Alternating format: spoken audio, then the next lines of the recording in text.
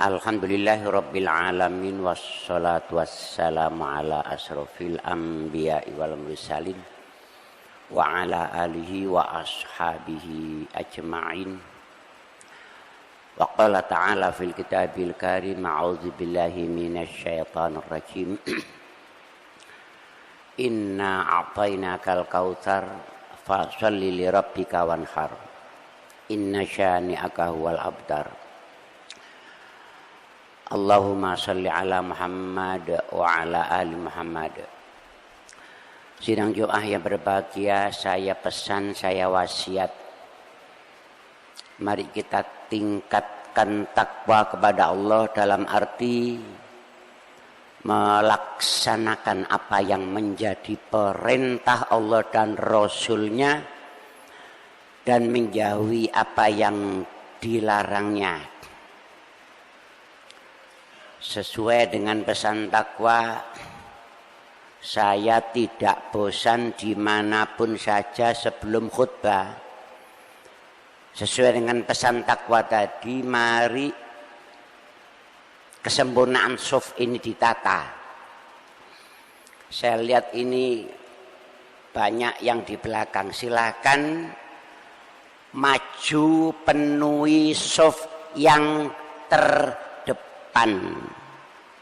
dengan hormat dan sangat. Pungpung masih sehat dan demi ketertiban kita berjamaah, silakan. Sekarang banyak orang stroke, silakan maju, silakan. Yang tidak mau bergerak, saya doakan kepada Allah semoga diberi hidayah untuk bisa mendekat kepada Allah.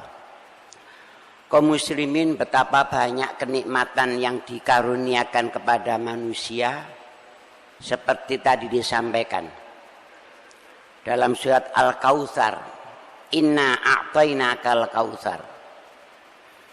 Sesungguhnya kami telah memberikan kepadamu nikmat yang banyak.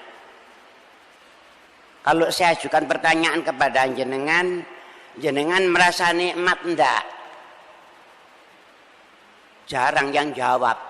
Dijawab karena ditanya. Masalahnya mari kita kalau meneng-meneng itu terus eling gitu loh. Eling. Alhamdulillah, alhamdulillah ya Allah saya bisa melek. Alhamdulillah ya Allah saya bisa berjalan zaman dari rumah ke sini ini karena Allah yang memberi kenikmatan. Hadirin, nikmatnya sehat itu bukan ketika sehat. Saya ulang ya. Nikmatnya sehat itu bukan ketika sehat. Tapi ketika sakit, terlentang di rumah sakit, baru Masya Allah nikmatnya sehat. Kasep. Seorang hamba ketika sakit mengucapkan Alhamdulillah ya Allah saya sakit, itu orang hebat. Seorang hamba ketika sakit dia mengucapkan Alhamdulillah ya Allah saya sakit. Saya bisa sodako kepada dokter, saya bisa sodako kepada apoteker, saya bisa sodako ke toko-toko apotek penjual obat, tukang parkirnya. Karena sakit ini saya bisa sodako. Alhamdulillah ya Allah cepat waras para jamaah. Umumnya manusia itu coba ngersolo. Dagangan sepi ngersolo, rame ngersolo maneh gitu loh ya. Apalagi sakit ngersoloi dhisik, waras bidek. Mari para jamaah saya tunjukkan satu saja. Saya punya jamaah orang Cina. Dia bawa obat. Saya tanya obat apa ini? Ini Pak, ini ampul Pak untuk netesi mata. Ini tak irit Pak. 1 hari tak irit itu 6.000 Pak. Nek ndak ditetesi, ndak iso bapak sakit Pak cekut-cekut. 1 hari 6.000. 1 bulan 180. Satu hadis ya. Nabi bersabda, dulu ada seorang hamba yang hidup 500 tahun. Berarti ini umat di bawahnya Nabi Nuh. Nabi Nuh itu berdakwah di kaumnya 950 tahun. Berarti beliau tadi di bawah generasi Nabi Nuh. Kata Nabi, dia hidup di satu pulau, panjangnya 30 farsah, lebarnya 30 farsah. Kira-kira pulaunya ya seperti masjid ini. Dia di puncak bukit, selalu sujud kepada Allah. Sujud itu artinya sholat. Doanya dua, ya Allah, wafatkan saya dalam keadaan sujud. Kedua, bangkitkan kelak saya di yaumul kiamah dalam keadaan sujud. Orang ini kalau sore turun, di situ ada sumber mata air satu deriji gini, itu tawar. Terus dia metik delima, dia minum, naik lagi, sujud lagi, 500 tahun. Akhirnya setelah meninggal, dibangkitkan, meninggalnya sujud, bangkitnya sujud. Hambaku, malaikat, masukkan hambaku ini ke surga berkat rahmatku, berkat welas kasih saya. Namanya manusia. Ya Allah, jangan dimasukkan saya ke surga karena rahmatmu, karena amal saya 500 tahun. Kata Allah, baik, baik. Malaikat, masukkan ke neraka dia. Masukkan neraka dia. Dipegang, dimasukkan neraka. Ya Allah, jangan, jangan. Melihat panasnya neraka, jangan, jangan. Kalau gitu masukkan saya ke surga berkat rahmatmu. Baik, hambaku. Yang membuat kamu berumur 500 tahun siapa? Engkau ya Allah. Yang membuat air tawar di pulau yang airnya asin itu siapa? Engkau ya Allah. Yang menumbuhkan delima di pulau itu siapa? Sampean ya Allah. Kamu tahu amalmu yang 500 tahun. Baik, malaikat ambil amalnya. Amalnya cuma muter-muter di matanya. Apa artinya? Ibadah 500 tahun itu cuma bisa ditukar dengan mata ini. Artinya mata jenengan dan mata saya. Kalau Allah itu jahat, kalau Allah itu hitungan, kalau Allah tidak maha pengampun, kalau Allah tidak maha murah, sampean harus ibadah 500 tahun untuk mata ini. Belum telinga, belum hidung, dan seterusnya. Jadi kalau sampean dan saya ibadah masuk surga, tidak pantas, mestinya neraka, mestinya neraka sih, tidak nyucuk. Allahu Akbar. Jenengan pernah tahu namanya glaukoma, penyakit mata itu seperti ditekan, sakitnya luar biasa itu. Belum katarak. Mata ini bisa bergerak, ada tempatnya, ada selontongannya. Dan ada wiper ini. Itu otomatis bergerak itu. Ada orang yang kelopaknya tidak bisa bergerak. Jadi kalau buka itu gini. Nutup lagi. Bayangkan ini otomatis refleks. Dan rasanya ini asin. Mengapa? Cairan kimia yang terjadi di mata kita. Tidak usah beli. Gratis.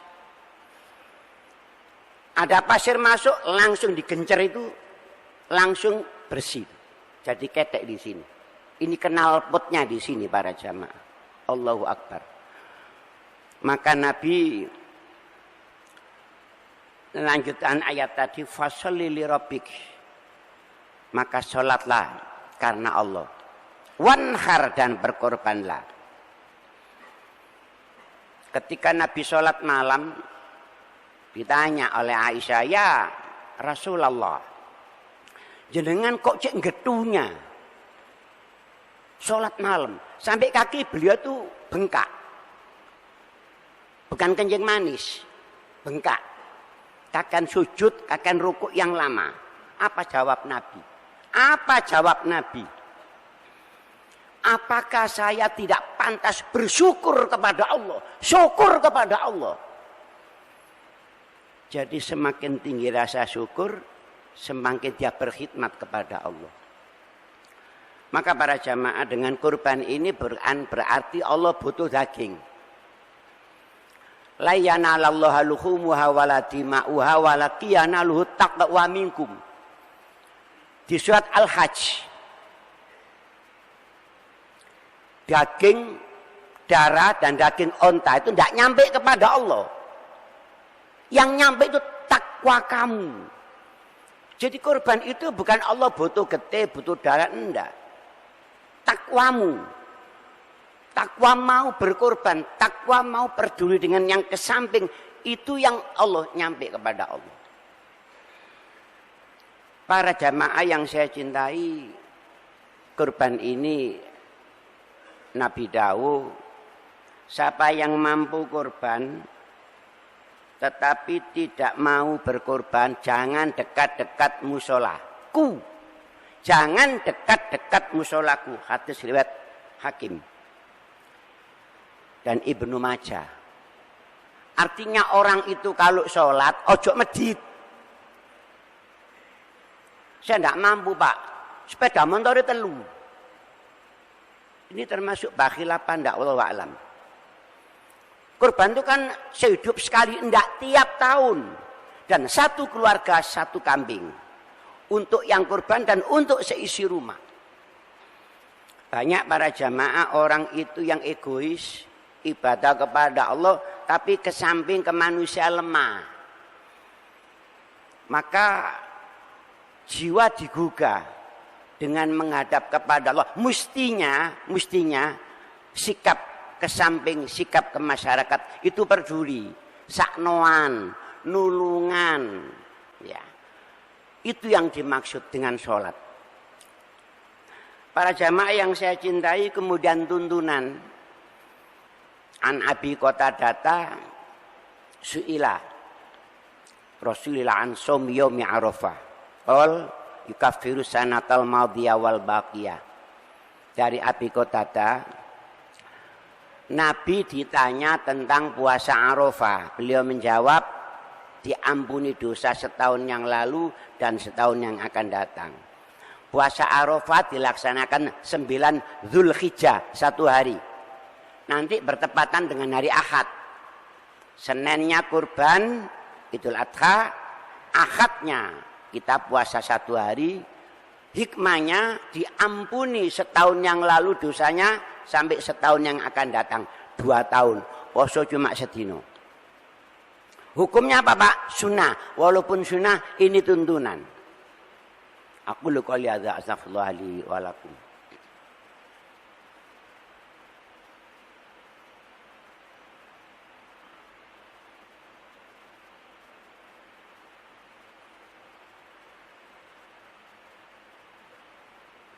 Alhamdulillah hamdan katsiran kama amar. Asyhadu an la ilaha illallah wa asyhadu anna Muhammadan abduhu wa rasuluh. Para jamaah, kurban ini ada yang banyak kurang memahami atau sebagian kecil yang kurban itu ndak boleh makan dagingnya, kata orang kampung, sebab gak ikhlas.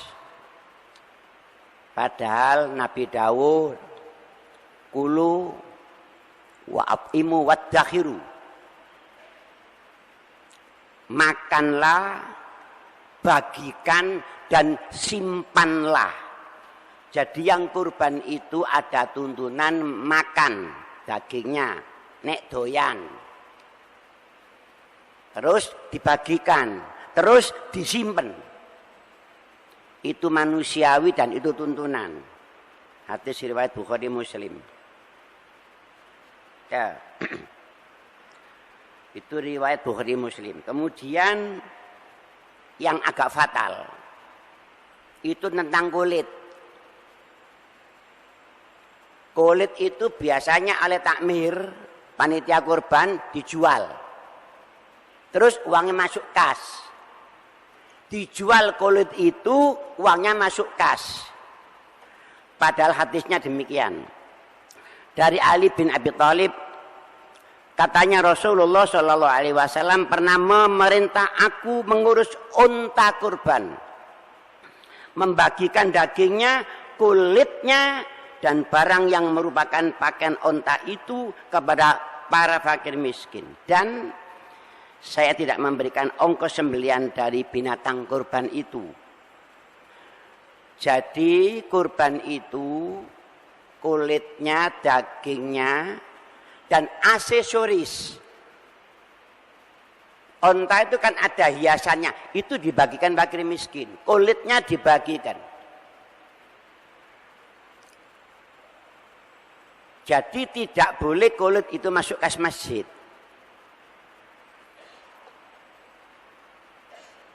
Ada lagi yang ongkos penyembelihan. Itu milih praktisnya, Pak ongkosnya beli berapa? 350. Wis ngene, tak ongkosnya ambil kulit, itu dilarang. Sebagaimana tadi yang disampaikan Ali. Dari Ali katanya aku diperintah Rasulullah Shallallahu Alaihi Wasallam mengurus penyembelihan hewan kurban, menyedekahkan daging, kulit, dan mengurus segala sesuatu yang berhubungan dengan kesempurnaan kurban, tetapi dilarang beliau mengambilkan upah untuk tukang potong hewan kurban itu. Kata Ali, untuk upahnya kami ambilkan dari uang kami sendiri. Hadis riwayat Muslim. Jadi intinya untuk ongkos tukang kurban tidak boleh diambilkan dari bagian hewan kurban itu. Harus disandang oleh yang kurban. Semoga mungkin yang pernah khilaf kembali kepada tuntunan tadi. Semoga kita diberi kekuatan dan keimanan sehingga tidak berat untuk melaksanakan kurban. Allahumma ighfir lil mu'minina wal mu'minat wal muslimina wal muslimat al ahya'i minhum wal amwat. Rabbana atina min ladunka rahmah wa hayyi' lana min amrina rasyada. Rabbana atina fid dunya hasanah wa fil akhirati hasanah wa qina adzabannar. Innallaha ya'muru bil 'adli wal ihsan wa ita'i dzil qurba wa yanha 'anil fahsya'i wal munkari wal baghi ya'idzukum la'allakum tadhakkarun. Fadhkurullaha akbar.